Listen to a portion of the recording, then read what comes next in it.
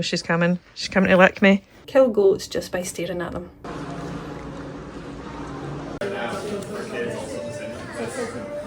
£1. Hello and welcome to another weekend read vlog for me, Johanna, with my dog books. The OH is driving me into town being Glasgow, because I'm going to see a wee bit of the Merseyside Festival and meet some of my in real life book group friends.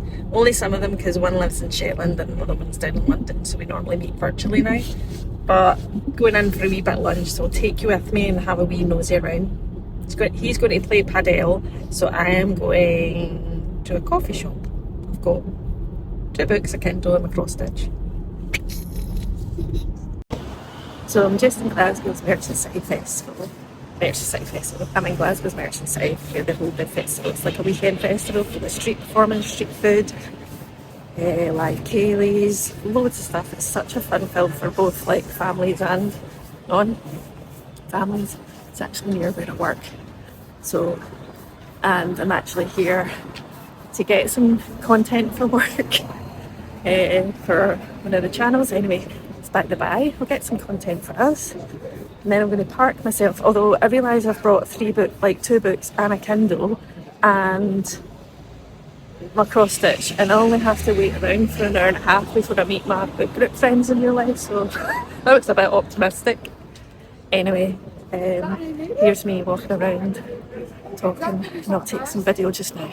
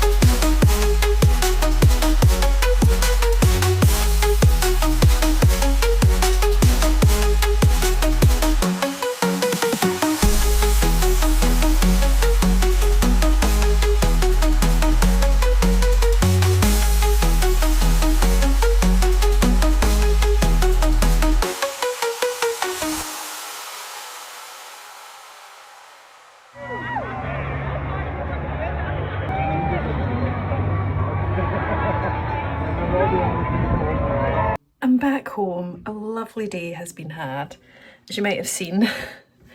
Had nice coffee and cake. I enjoyed some of the vibes at Merseyside Festival and saw a bit of the Glasgow Pride Parade. Then me and some, not all of our book group, met in real life for lunch. That was lovely. And then we went to Tinderbox, I think it was, for coffee and cake. So not long up the road, home. Oh, tired from all the peopling, and just had dinner. So I'm going to get my PJs on, and I think we might watch Jurassic Park 3 or maybe some true crime. But I'm currently catching up again on The Lamb by Lucy Rose. I made that name up. I don't have the book with me, but it's here on the screen. I'm about halfway through now.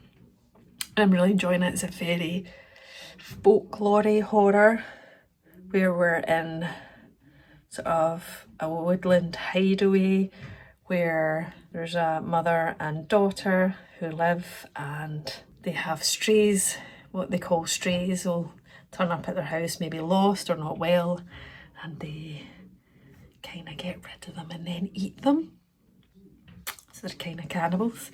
And then a woman comes into the life called Eden, and she befriends and almost becomes the love affair of the mother.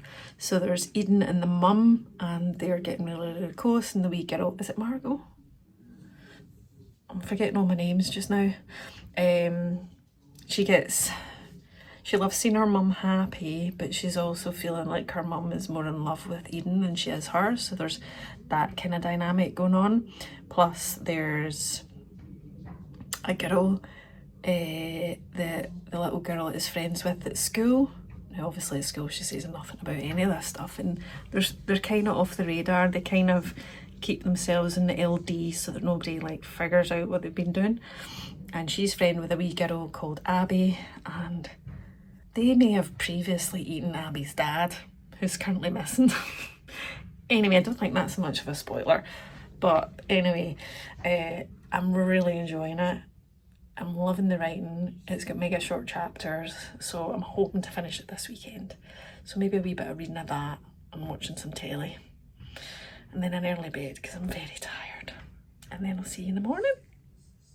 It's Sunday morning and I'm still reading The Lamb by Lucy Rose. Not because I'm not enjoying it, just take my time with it. I'm also tabbing some bits. So I'm hoping by tomorrow I'll be able to give you a review. If you hear Tweety birds, it's my...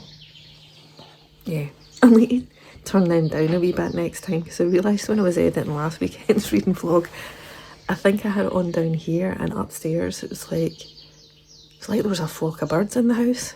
But I do like it, because at the moment outside there isn't much of a Tweety bird sound. Oh, I was so tired. So last night we watched Jurassic Park 3. Was it Jurassic World? I can't remember. So it was good. We were watching them all so that we could watch the new one. So watched that last night and I got a bit sleepy, but I did do a wee bit of... let me see. Oh, yeah, that's right, wee bit of my cross stitch. Sorry, my hand's in the way, hold on. It's slow progress, That's what I find with cross stitch, it's very slow progress. I can't show you the pattern because when I started cross stitching I didn't realise that was a thing you can't do, which actually in hindsight I get, because you know the creators of said patterns, it's their thing, and me sharing it is not great. But these are all the colours, and also how much do you love my unicorn needle holder. It would be holding a needle, but I've got like a stitch waiting to go in. Unicorn, the national animal of Scotland, just in case you didn't know. So I am adoring this, by the way. I'm really enjoying it. Got my coffee and normally have decaf because, you know, it's better for my stomach. But I ran out and I don't have a food shop delivery till 10 AM, between 10 and 12 today. So this may be a bad decision. Anyway, I'm also, I mentioned this to you, so I'm going to start, Ever After by Amanda Prowse. This comes out early August. Says if you're given another chance at love, shouldn't you take it? So romance isn't normally my thing, but it's this closed door, and I'll tell you a wee bit more about it later. But also love the cover. Who doesn't love pink colours? I've been kindly asked by Tandem Collective if I would host a book event in the West End of Glasgow in a tea shop. They kind of sold it for me to interview this author. I think that's happening. I've not really said to anyone, so because I've never done anything like that before. So A, I'm very chuffed that someone thought I'd be okay at that, and B, I've done a lot of like Googling of the author and she seems so nice. So I think it's like contemporary romance, but not like, it's more like family domestic drama. So, but also love the cover, and the author seems absolutely lovely. So I'll keep you posted if I do it, or maybe if I do, like, if I do it, I have said I will, but so if it all comes off, I have said, well, I originally said to David, my other half, I don't want him there because that would just be like really awkward and embarrassing because I don't know what I'm doing. But then I thought, oh, it might be good to have him there because he could film it. I could, oh, I've dropped you. Oopsie. I could film it and then I could maybe put it in one of my weekend vlogs, but I don't know. Let me know what you think in the comments. Would you want to see that? It could be utter car crash. I mean, I would share it with you anyway because it is what it is. Got to try these things sometimes. Do you know? I nearly said no because it's kind of out of my comfort zone, but I got asked not long after one of my besties died last month, and I thought, what would Caroline want me to do if I asked her about it? And she was like, go for it, do it. So it's her fault. It's her fault I'm doing it. Oh, anyway, that's other news, and I'll tell you about it later because I'm just going to go finish my coffee, read more of this, and then go a Sunday run because I didn't go for a run yesterday. And I feel it when I don't. It's not good for my brain. Oh. Home for a lazy day, but I don't eat Hoover. Wait to see Patty. This is all she's been doing for the last hour. She's not moved. Oi, Patty. Patty. Patty. Oh my god. Patty. Hey. Oh, for God's sake, don't do that to me. I literally thought you were dead. Sorry for waking you up, but yeah, that's how my brain works. Clearly, if she... Okay, you give me... You know, make me know that it's all okay. You're not dead. Does anyone else have that panic with their dogs or kids? Oh, she's coming. She's coming to lick me. She's coming to lick me. The lick monster is en route. What are you doing? You going to lick? Give a lick to our friends. Whoa. I've been a run. The dogs have been walked. So now I've just dropped off some bits and bobs to the charity shop, so obviously I'm going to go in and see what they have, so come with.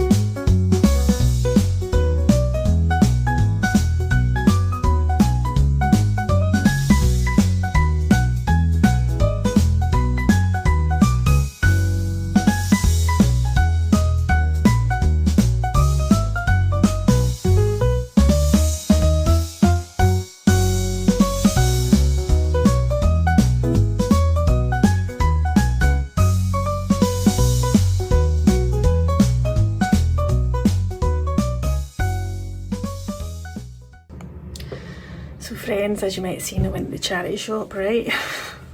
And I bought some stuff, but I bought more stuff than I probably needed or wanted, because there was like dresses, and sometimes I get carried away, get a dress and then realise I'm never going to wear that. So I actually did a poll in my stories. This is one of them, by the way. This would be like a running top, and running leggings. Honestly, at the charity shop's one of the best places to get fitness clothes, by the way. So hold on, I'll show you the wee pile I'm keeping and the pile I'm returning. Wee pile here: shirt, lilac sort of cargo pants, daisy trousers, maybe this top, unconfirmed, and this pair of shorts I didn't do, but and sort of a lime yellow green t-shirt. And this is the pile that is going back: trousers, a sweater, a dress, and that dress did not look good on me, and that one I didn't even take a photo of. I didn't like it. So here we go, a couple of things going back. But other than some clothes, which I ain't no fashion sort of, take this off because I'm keeping this one because it's a good wee running top, plus people can see you when you're out running. So another key one, safety. I'll take that one off later. I think it's brand new. So that's the original label. Anyway, got this, right, sunflower bag, because it's a cool bag. So this will be great for, it's like £3. It's too great for putting my lunch in. Keeping all my lunch cool. I thought, apart from the brown, put some badges on it. I don't own Jenga. I think everyone needs to own Jenga, no? Don't ask. I got 3 balls of yarn, but look closely, it's got glitter on it. 3 balls of yarn for £3. And more excitingly, oh wait, right, I don't watch this TV show unless my mum's around, because she absolutely loves it. It's the game show The Chase. They had a card game called The Chase in there for three plus players, and I thought when mum comes over we can play it. She'll bloody love it. So I thought we could do that. No idea how to play it. Leave that one to David. But TV's a moot. Is it TV? No, it's not. I think I saw another one. 80 cards, 3 plus pairs, age 14. Oof. That might make it hard for me. I need like 9 plus games. Then I got some books. I'm collecting all the Chris Carter books, and I don't have this one. I don't know where it comes in the series. I think this is book 9, which is good because I actually got book 10 the other day, which is a Genesis one. £1. £1. Got that one. Got this John Ronson. So I bought a John Ronson one not that long ago called, is it So You've Been Publicly Shamed? I've read all these, but I don't have copies. And this was The Men Who Stare at Goats, which is a John Ronson book that the movie was based on. They're normally non-fiction, all his books. This is non-fiction. And it says, in 1979, a secret unit was established by the most gifted minds within the US Army, defying all known military practice and indeed the laws of physics. They believed that a soldier could adopt a cloak of invisibility, pass cleanly through walls, and perhaps most chillingly kill goats just by staring at them. True stories. The other one he's got that I've not got yet is a psychopath test, which I think pretty much sums up all people in power. So there was that, also £1. Then, because I've decided I'm going to try watercolours, I got this book. It was only £1. I have no idea what I'm doing. I've not even opened the paint yet. But that's a step forward, right? This one I got, it's not got a sticker on it, is the prequel to Frozen Charlotte, which is, well, that's not the cover I've got. I've not finished Frozen Charlotte. It's like a YA, is it middle grade?